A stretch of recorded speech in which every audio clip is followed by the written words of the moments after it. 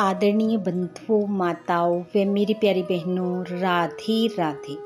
आप सभी का हमारे YouTube चैनल जीवन की धारा पर बहुत बहुत स्वागत है। बंधुओं, आज हम इस वीडियो में श्राद्ध पक्ष के पुण्यदायक अवसर पर श्रीमद् भगवत गीता के 11वें अध्याय का कथा महत्तम श्रवण करेंगे, जिसे सुनने सुनाने से भगवान श्री हरि की कृपा से अधोगति में पड़े पितृ पूर्वजों को वैकुंठ धाम की प्राप्ति होती है। कथा महत्तम सुनने के बाद यदि आप हमारे चैनल पर नए हैं तो कृपया हमारे चैनल को सब्सक्राइब करें, बेल आइकन को प्रेस करें ताकि हमारी वीडियो के नोटिफिकेशन सबसे पहले आप तक पहुंचे। वीडियो को शेयर व लाइक भी जरूर करें। भगवान महादेव कहते हैं, हे प्रिय, गीता के वर्णन से संबंध रखने वाली कथा एवं विश्व रूप अध्याय के पावन महत्तम को श्रवण करो। विशाल नेत्रों वाली हे पार्वती, इस अध्याय के महत्तम का पूरा वर्णन नहीं किया जा सकता। इसके संबंध में सहस्त्रों कथाएं हैं। उनमें से एक यहाँ कही जाती है। परिणता नदी के तट पर मेघंकर नाम से विख्यात एक बहुत बड़ा नगर है। उसके प्रकार और गोपुर बहुत ऊंचे हैं। वहाँ बड़ी बड़ी विश्रामशालाएं हैं, जिनमें सोने के खंभे शोभा दे रहे हैं। उस नगर में श्रीमान सुखी, शांत, सदाचारी तथा जितेंद्रिय मनुष्यों का निवास है। जगदीश्वर भगवान विष्णु वहाँ विराजमान हैं। वे पार ब्रह्म के साकार स्वरूप हैं। संसार के नेत्रों को जीवन प्रदान करने वाले हैं। उनका गौरवपूर्ण श्री विग्रह भगवती लक्ष्मी के नेत्र कमलों द्वारा पूजित होता है। भगवान की वह झांकी वामन अवतार की है। मेघ के समान उनका श्याम वर्ण तथा कोमल आकृति है। वक्ष स्थल पर श्री वत्स का चिन्ह शोभा पाता है। वे कमल और वन माला से विभूषित हैं। अनेक प्रकार के आभूषणों से सुशोभित हो भगवान वामन रतन युक्त समुद्र के समान जान पड़ते हैं। पीतांबर से उनके श्याम विग्रह की कांति ऐसी प्रतीत होती है मानो चमकती हुई बिजली से घिरा हुआ मेघ शोभा पा रहा हो। उन भगवान वामन का दर्शन करके जीव जन्म एवं संसार के बंधन से मुक्त हो जाता है। उस नगर में मेखला नामक महान तीर्थ है, जिसमें स्नान करके मनुष्य वैकुंठ धाम को प्राप्त होता है। वहाँ जगत के स्वामी करुणा सागर भगवान नरसिंह का दर्शन करने से मनुष्य 7 जन्मों के किए हुए घोर पाप से छुटकारा पा जाता है।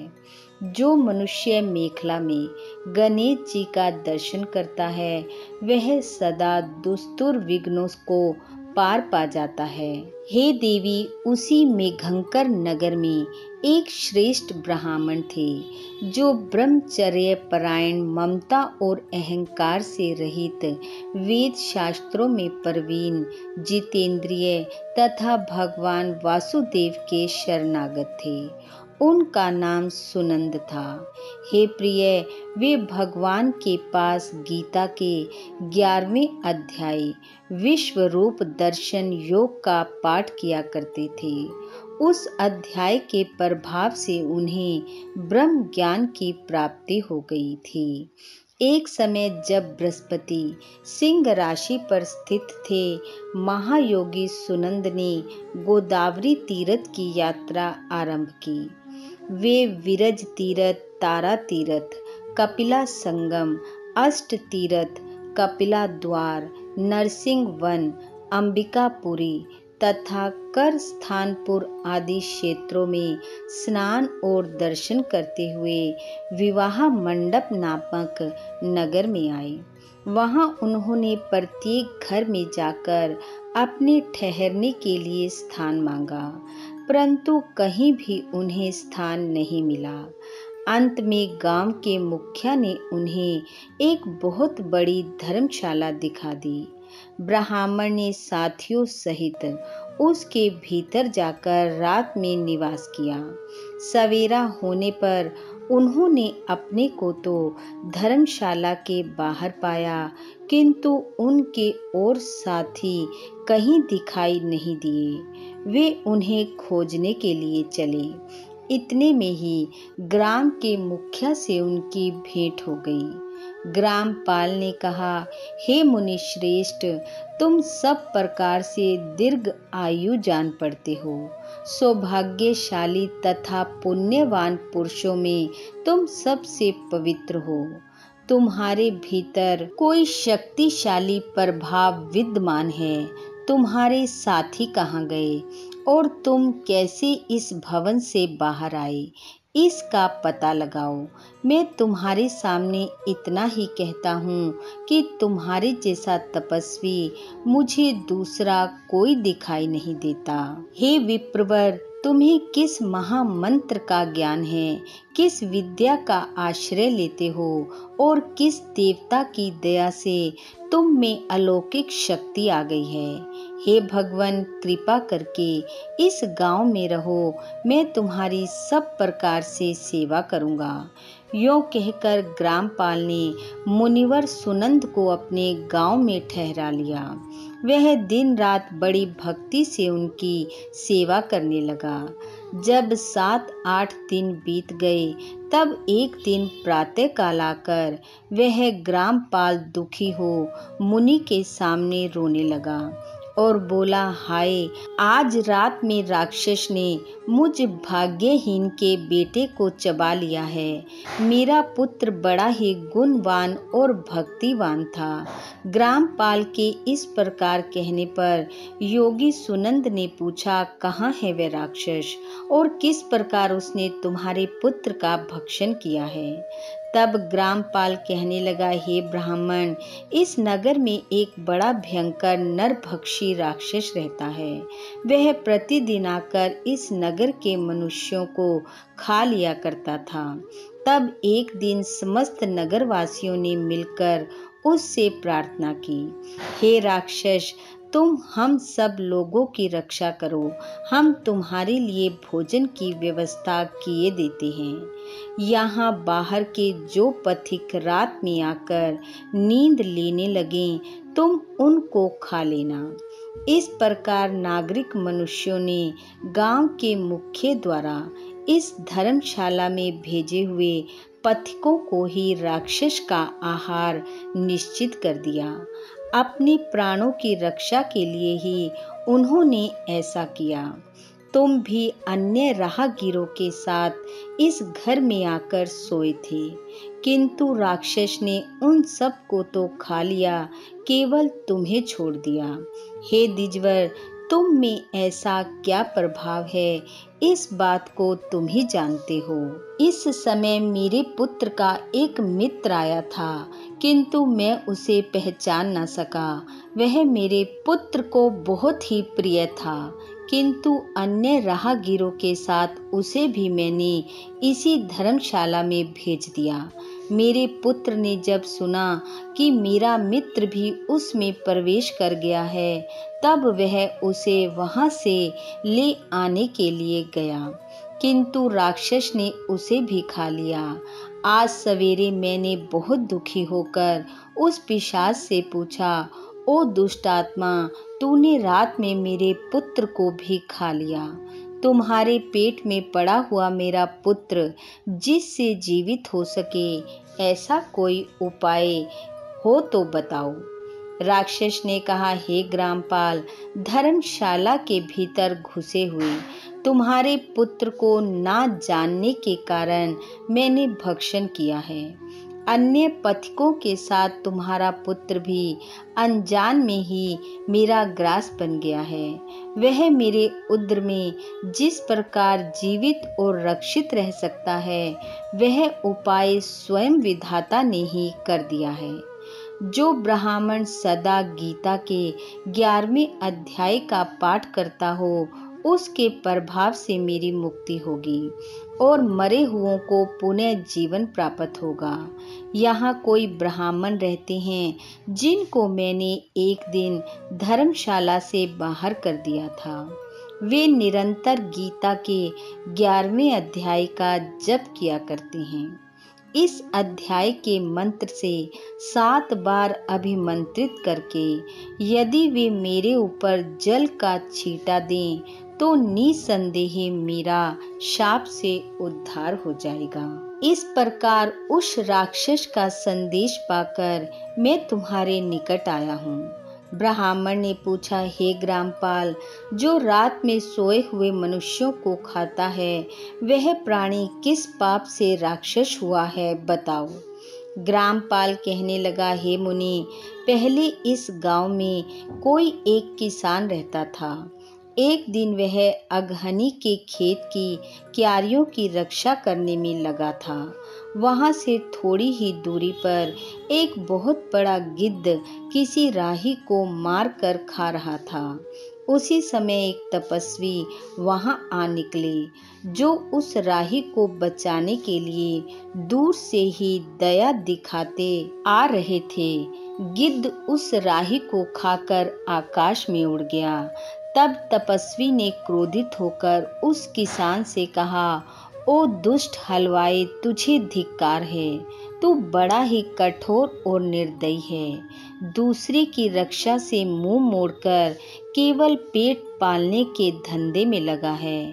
तेरा जीवन नष्ट है। अरे, जो चोर, दाढ़ वाले जीव, सर्प, शत्रु, अग्नि, विष, जल, गिद्ध, राक्षस, भूत तथा बेताल आदि के द्वारा घायल हुए मनुष्यों की शक्ति होते हुए भी उपेक्षा करता है, वह उनके वध का फल पाता है। तूने दुष्ट गिद्ध के द्वारा खाए जाते हुए राही को देखकर उसे बचाने में समर्थ होते हुए भी उसकी रक्षा नहीं की। इससे तू निर्दयी जान पड़ता है। अतः तू राक्षस हो जा। किसान बोला, हे महात्मन, मैं यहाँ उपस्थित अवश्य था, किंतु मेरे नेत्र बहुत देर से खेत की रक्षा में लगे थे। अतः पास होने पर भी गिद्ध के द्वारा मारे जाते हुए उस मनुष्य को मैं नहीं देख सका। अतः मुझ दीन पर आपको अनुग्रह करना चाहिए। तपस्वी ब्राह्मण ने कहा, जो प्रतिदिन गीता के 11वें अध्याय का जप करता है, उस मनुष्य के द्वारा अभिमंत्रित जल जब तुम्हारे मस्तक पर पड़ेगा, उस समय तुम्हें शाप से छुटकारा मिल जाएगा। यह कहकर तपस्वी ब्राह्मण चले गए और वह किसान राक्षस हो गया। अतः हे द्विज श्रेष्ठ, अब तुम चलो और 11वें अध्याय से तीर्थ के जल को अभिमंत्रित करो। फिर अपने ही हाथ से उस राक्षस के मस्तक पर उसे छिड़क दो। ग्रामपाल की यह सारी प्रार्थना सुनकर ब्राह्मण का हृदय करुणा से भर आया। वे बहुत अच्छा कहकर उसके साथ राक्षस के निकट आए। वे ब्राह्मण योगी थे। उन्होंने विश्व रूप दर्शन नामक 11वें अध्याय से जल अभिमंत्रित करके उस राक्षस के मस्तक पर डाला। गीता के 11वें अध्याय के प्रभाव से वह शाप से मुक्त हो गया। उसने राक्षस देह का परित्याग करके चतुर्भुज रूप धारण कर लिया और उसने जिन सहस्त्रों पथिकों का भक्षण किया था, वे भी शंख, चक्र एवं गदा धारण किए चतुर्भुज रूप हो गए। तत्पश्चात वे सभी विमान पर आरूढ़ हुए। इतने में ही ग्रामपाल ने राक्षस से कहा, हे निशाचर, मेरा पुत्र कौन है, उसे दिखाओ। उसके यूं कहने पर दिव्य बुद्धि वाले राक्षस ने कहा, ये जो तमाल के समान श्याम, 4 भुजाधारी, मुकुट से सुशोभित तथा दिव्य मणियों के बने हुए कुंडलों से अलंकृत है, इसी को अपना पुत्र समझो। यह सुनकर ग्रामपाल ने उसी रूप में अपने पुत्र को देखा और उसे अपने घर ले जाना चाहा। यह देखकर उसका पुत्र हंस पड़ा और इस प्रकार कहने लगा। पुत्र ने कहा, हे ग्रामपाल, कई बार तुम भी मेरे पुत्र हो चुके हो। पहले मैं तुम्हारा पुत्र था, किंतु अब देवता हो गया हूँ। इन ब्राह्मण देवता के प्रसाद से बैकुंठ धाम को जा रहा हूँ। देखो, यह निशाचर भी चतुर्भुज रूप को प्राप्त हो गया है। गीता के 11वें अध्याय के महत्व से यह सब लोगों के साथ विष्णु धाम को जा रहा है। अतः तुम भी इन ब्राह्मण देव से गीता के 11वें अध्याय का श्रवण करो और निरंतर उसका जप करते रहो। इसमें संदेह नहीं कि तुम्हारी भी ऐसी ही उत्तम गति होगी।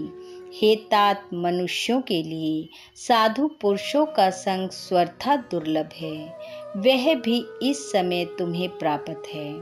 अतः अपना अभिष्ट सिद्ध करो। धन, भोग, दान, यज्ञ, तपस्या और पूर्त कर्मों से क्या लेना है।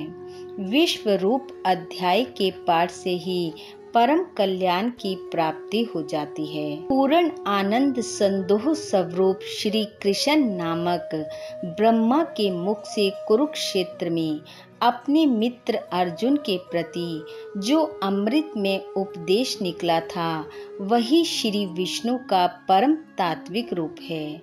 तुम उसी का चिंतन करो। वह मोक्ष के लिए प्रसिद्ध रसायन है।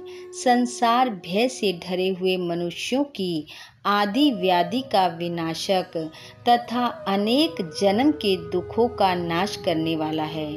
मैं उसके सिवा दूसरे किसी साधन को ऐसा नहीं देखता, अतः उसी का अभ्यास करो। भगवान महादेव कहते हैं, यूं कहकर वह सबके साथ श्री विष्णु के परम धाम को चला गया। तब ग्रामपाल ने ब्राह्मण के मुख से उस अध्याय को पढ़ा। फिर वे दोनों ही उसके महात्म से विष्णु धाम को चले गए। हे पार्वती, इस प्रकार मैंने तुम्हें 11वें अध्याय की कथा महत्तम सुनाया है।